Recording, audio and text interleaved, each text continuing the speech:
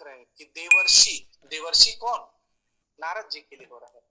वो देवों के ऋषि है, मतलब देवों को यदि कोई ज्ञान देने वाला है तो वो कौन है, नारद जी। यही बात हुई ना, यही बात हुई यहाँ पे। और देवर्षि नारद को सुखपूर्वक बैठा दिए और फिर मुस्कुराते हुए ब्रह्मर्षि व्यास देव पूछ रहे हैं उनको। अब देखिए व्यास देव किनको बोल रहे हैं, नारद जी को। तो नारद जी से ऊपर कौन है, वो देवर्षि है और ये ब्रह्मर्षि है। तो यहाँ पे ये बहुत इंपॉर्टेंट है। वीणा पाणी, वीणा पाणी किसके लिए यहाँ पे शब्द का उपयोग हुआ, नारद जी के लिए। वीणा पाणी नारद जी है, के लिए। सरस्वती माता। सरस्वती माता जी को वीणा पाणी बोलते। बहुत सुंदर, बहुत सुंदर। और यहाँ पे किसके लिए उपयोग है, इसीलिए मैंने इस प्रश्न को रखा आपके बीच। नारद जी के लिए। नारद जी के लिए। नारद जी के लिए है ना। नारद जी का दूसरा नाम वीणा पाणी भी, क्योंकि वो वीणा को धारण किए हुए हैं। और माँ सरस्वती की कृपा से वो तीनों लोकों पे एकमात्र ऐसे हैं जो तीनों लोकों पे जाके भगवान के नाम का गुणगान करते हैं। वो पाताल में भी चले जाते बड़े आराम से, उनको वीजा नहीं लगता किसी भी लोक में जाने का।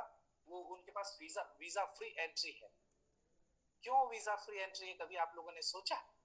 जैसे हमारे प्राइम मिनिस्टर को किसी भी देश जाना है तो उनको कोई वीजा नहीं चाहिए, वो उनको राजनयिक क्या बोलते हैं उसको, एक फ्रीडम है। तो सोचिए कैसे आदमी, हम लोग को नहीं है, हमको आना है तो पहले वीजा लेना पड़ा। तो नारद जी बस ऐसे हैं, ड्यूटी फ्री कस्टम फ्री वाले आदमी हैं। वो कहीं भी किसी भी लोक में चले जाते हैं। और ये मैं क्यों बोल रहा हूँ मालूम, ये श्लोक का ये श्लोक को क्या ऐसी बोल दिया गया है, मैं आज इसलिए बोला आपसे कि मैं आपको दूसरे तरीके से लेके चलूंगा। भागवतम में आपको लग रहा है इस श्लोक को बोलने का क्या मतलब है, लग रहा है कि नहीं? ये श्लोक, इसके दूसरा श्लोक या तीसरा श्लोक को क्यों क्यों इसको व्यासदेव श्लोक को लिखे हैं, मुझे नहीं समझ में आ रहा है। आपको इसको समझना है तो देखिए इसका कारण बता रहा हूं। इस श्लोक को लिख, मैं आज आप लोग को विशेष रूप से एक बात बताना चाह रहा हूं, एक भी श्लोक इधर उधर नहीं लिखा गया। मतलब लगे कि यार इस श्लोक का कोई मतलब नहीं है तो ये समझिएगा कि हमारी पढ़ाई में कोई कमी है। 18,000 श्लोक में एक भी श्लोक ऐसा नहीं है जिसके कारण। आपको मैं एक छोटा और एग्जांपल देता हूं। भगवान इतने सारे जीव जंतु बनाए हैं, कोई एक दूसरे को रिप्लिकेट करता है क्या? कोई किसी के काम को परिवर्तित कर सकता है क्या? जो चींटी करता है वो चींटा बड़ा वाला, जो काली चींटी करती है वो लाल चींटी नहीं करती। आपने देखा जितने होने चाहिए उतने ही हैं, एक ना ज्यादा है और एक ना कम। और हर किसी का रंग रूप नाक नक सब अलग करके भगवान ने बनाया है। तितली बनाया तो अलग बनाया है, भौरा बनाया तो अलग बनाया है। भौरा का काम अलग दिया है, तितली काम अलग दिया है।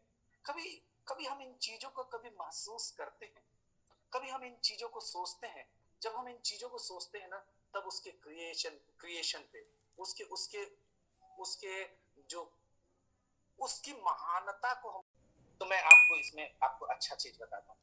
यदि हम इसको पहले स्कंद के ये जो 5वां अध्याय में ये श्लोक लिखने के पीछे का कारण है, उसके पीछे कारण है, यदि हम चले पहले चौथे अध्याय के तीसरे श्लोक में, चौथे अध्याय के तीसरे श्लोक में एक श्लोक आया है। उस श्लोक के कारण ये पहला दूसरा तीसरा ये सारे श्लोक आए हैं। उस श्लोक में बोले हैं कस्मिन युगे प्रवर्तेयम स्थाने वाकेन हेतुना कुतः संचोदितः कृष्णः कृतवान संहिताम मुनि। देख रहे हैं यहाँ पे बोला गया यह कथा, मतलब कौन सी कथा? श्रीमद् भागवत की कथा सर्वप्रथम किस युग में तथा किस स्थान पे प्रारंभ हुई, किस कारण से इसे प्रारंभ किया गया? महामुनि कृष्ण द्वैपायन, उनका नाम क्या है, व्यासदेव, ने इस साहित्य को संकलित करने की प्रेरणा कहां से प्राप्त की? अब समझ में आया? ये प्रश्न पूछा गया है सौनक आदि ऋषि के द्वारा, उसके उत्तर में ये यहां से आया है ना? है ना मजेदार चीज? यदि हम लोग संघ में पढ़ने का फायदा मैं बता रहा हूं। यदि हम पढ़ते, इसको पढ़ लेते, चला जाता, खत्म हो जाता, समझ में नहीं आता। लेकिन जब हम साथ में पढ़ते हैं तो हमको समझ में आया कि ये क्या बता रहे हैं।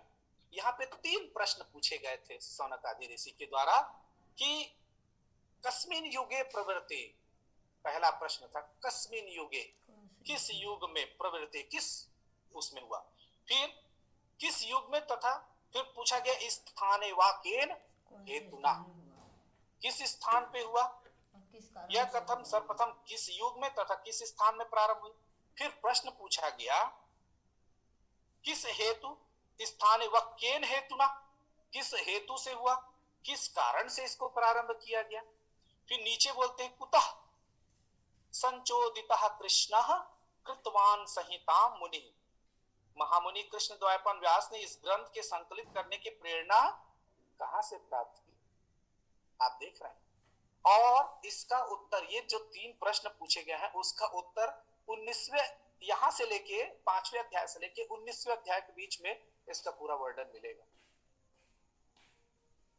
आप तो महाराज जी एक तो पूछ के हो गए, अब पूरा बोलना पड़ेगा किनको, सुखदेव गोस्वामी,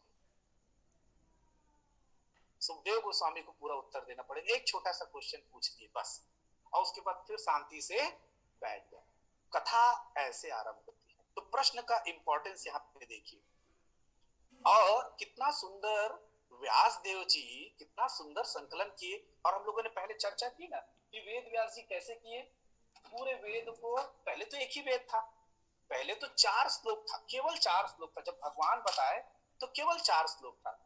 फिर उस 4 श्लोक को क्या किया गया, उस 4 श्लोक को क्या